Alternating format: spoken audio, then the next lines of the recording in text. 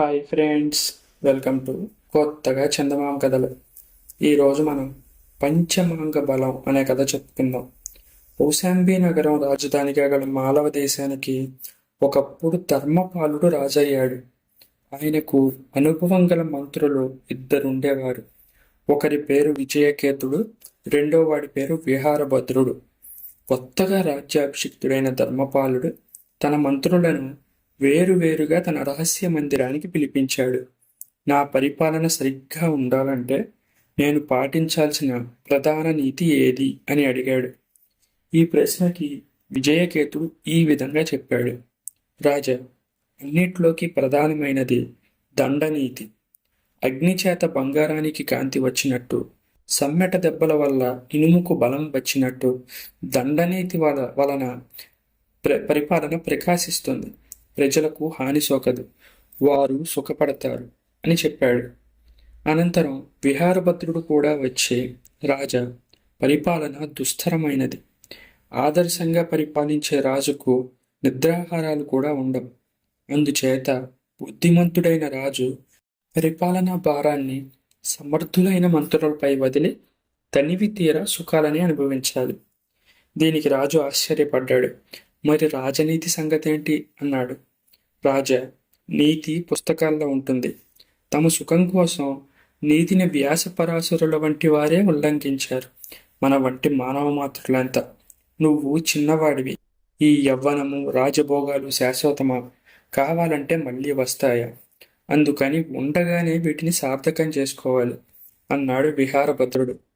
దండనీతి గురించి నీ అభిప్రాయం ఏంటి అని అడిగాడు రాజు.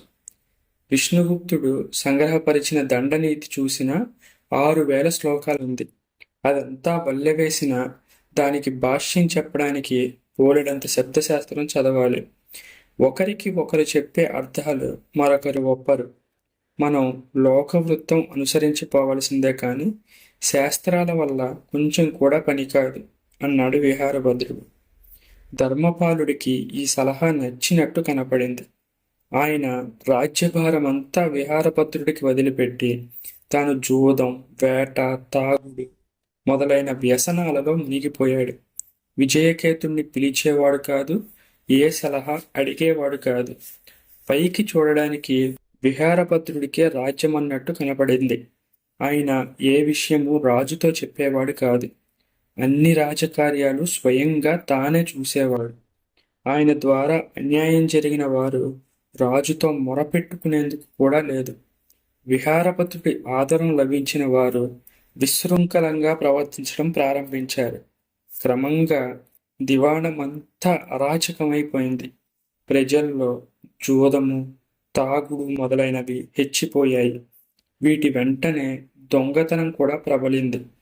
అయితే జూదరులు, తాగుబోతులు తమ అవసరాల కోసం చేసే దొంగతనాలకు శిక్ష కూడా ఉండేది కాదు. ఎందుకంటే న్యాయాధికారులు కూడా అటువంటి దురభ్యాసాలు కలవారే. కౌశాంబి నగరంలోని అరాచక స్థితిని గురించి చోళ దేశానికి వార్తలు వెళ్ళాయి.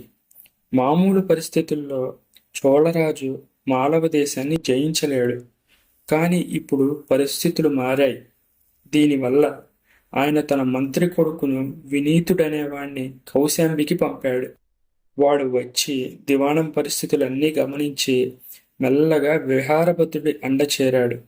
ఇద్దరూ కలిసి కుట్ర చేశారు.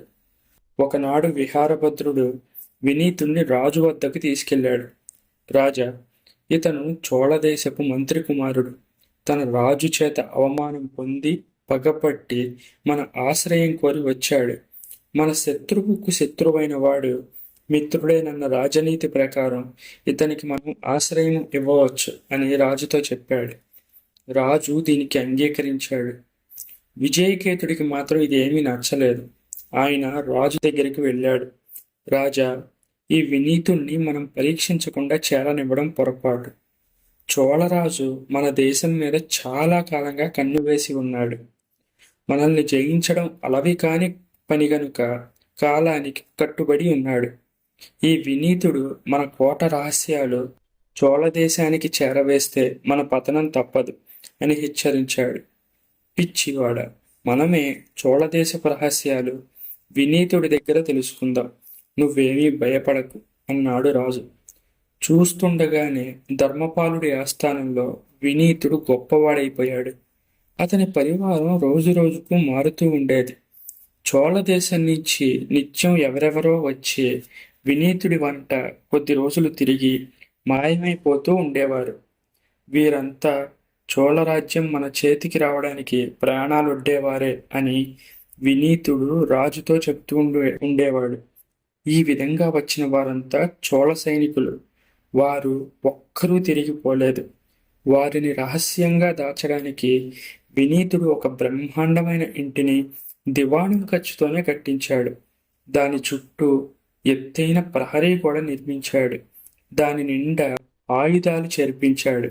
వారిని రాజుగారి సొత్తుతోనే పోషించడం మొదలుపెట్టాడు. కొద్ది కాలంలోనే 5,000 మంది సైనికులు సమకూర్చబడ్డారు. ఇదంతా విజయకేతుడు తన గూఢచారుల ద్వారా తెలుసుకుంటూనే ఉన్నాడు.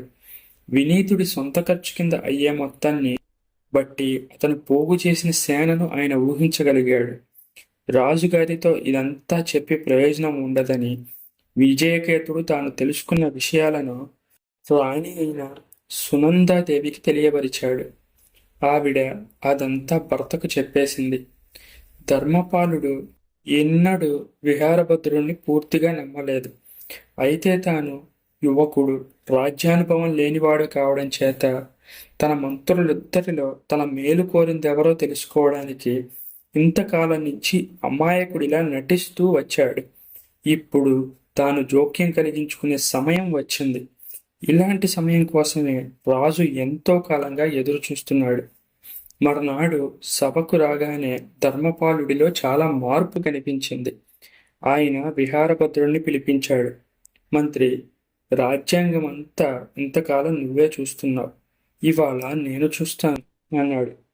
విహారభద్రుడు చమత్కారపు మాటలతో రాజు మనసు మళ్లించడానికి చూశాడు. కానీ లాభం లేకపోయింది. రాజు ఖజానా పరిస్థితి, రాబడి, ఖర్చు, పన్నుల వసూళ్లు, ప్రజలు చేసుకున్న విజ్ఞాపనలు, వాటి విషయం గురించిన చర్యలు విచారించాడు. మంత్రి, శత్రురాజులు మనపై వచ్చి పడితే వారు గెలవడానికి మన పరిస్థితి అనుకూలంగా ఉంది. దీనికేమంటావు అని అడిగాడు రాజు విహారభద్రుడిని. రాజా, ఇప్పుడు మనకి యుద్ధ భయం ఏముంది అన్నాడు విహారభద్రుడు. చోళరాజు మన మీదకి పంచాంగ బలాలతో ఎత్తి రాబోతున్న సంగతి నీకింకా తెలియలేదా అన్నాడు రాజు. విహారభద్రుడు తెల్లబోయాడు. పంచమాంగ బలాలేంటి మహారాజా అన్నాడు. ఆనాటి సేనలలో రథ, గజ, తురగ, పదాతి బలాలుండేవి. వీటిని చతురంగ బలాలనేవారు. చతురంగ బలాలతో చోళరాజు మన మీదకు వస్తాడు. పంచమాంగ బలం మన ఉప్పు తింటూ మన దేశంలోనే ఉంది. ఈ సంగతి కూడా తెలియని నిన్ను మంత్రిగా ఉండనివ్వడం మంచిది కాదు అంటూ రాజు అప్పటికప్పుడే ఆయన్ని ఖైదు చేయించాడు. విజయకేతుణ్ణి మంత్రిగా చేశాడు. వెంటనే రాజు, మంత్రి కలిసి వినీతుడు తన సైనికుల కోసం కట్టించిన భవనానికి వెళ్ళారు. ఆ భవనం ఎవరిదని రాజు అడగ్గా అది వినీతుడిదే అని అక్కడి వారు అన్నారు. రాజు వెంటనే వినీతుడికి కబురు చేశాడు. అతను వచ్చాక, ఈ భవనం నీదేనా? ఇంత పెద్ద భవనాన్ని ఎవరి అనుమతితో కట్టించావు? ఇందులో ఏముంది అని అడిగాడు. ఏలిన వారి కోసం మంత్రి కట్టించమంటే దీన్ని నేనే దగ్గరుండి కట్టించాను. ఇందులో ఏమున్నది నాకు తెలియదు అన్నాడు వినీతుడు. నాకు ప్రస్తుతం ఈ భవనంతో పనిలేదు కనుక దీని వాకిళ్ళు, కిటికీలు మూసివేయండి. ఇటుకలు, సున్నము వేసి కోటలు పెట్టించండి. ఈ భవనంలో ఏమున్నది తర్వాత చూసుకుందాం.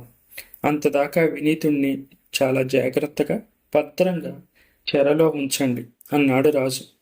ఒక్క పూటలో ఆ భవనం 5,000 మంది శత్రు సైనికులకు గోరి అయిపోయింది. వినీతుడు ఖైదీ అయిపోయాడు. కానీ అదివరకే అతను పంపిన వార్తను బట్టి చోళరాజు తన చతురంగ బలాలతో కౌశాంబి కోట మీదకి దండెత్తి వచ్చాడు. దీనికి సిద్ధంగా ఉన్న విజయకేతుడు శత్రు బలాలను కోట దాకా రానిచ్చాడు. తన బలాల చేత వారి బలాలను చుట్టుముట్టించాడు. కోట గోడల మీద ఉన్న సేనకు, తమ వెనక చేరిన సేనకు మధ్య నలిగి చోళ బలాలు నాశనమయ్యాయి. అనుకున్న ప్రకారం సమయానికి కోట లోపల ఉన్న పంచమాంగ దళం ఎందుకు రాలేదో చోళరాజు ఊహించలేకపోయాడు. ఆయన యుద్ధంలో పరాభవం పొంది ఎలాగో ప్రాణాలతో తప్పించుకొని తన దేశానికి చేరుకున్నాడు.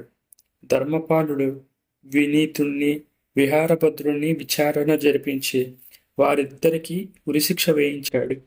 వారి శవాలను కోట గోడకు తలకిందులుగా వేలాడదీయించి గోడ మీద పంచమాంగ బల నాయకులకు ఇదే శిక్ష అని రాయించాడు. ఈ కథ మీకు నచ్చినట్లయితే దీన్ని లైక్ చేయండి, మీ ఫ్రెండ్స్ అందరికీ షేర్ చేయండి. అలాగే మన ఛానల్ని సబ్స్క్రైబ్ చేసుకోవడం మాత్రం అస్సలు మర్చిపోకండి. Thank you friends.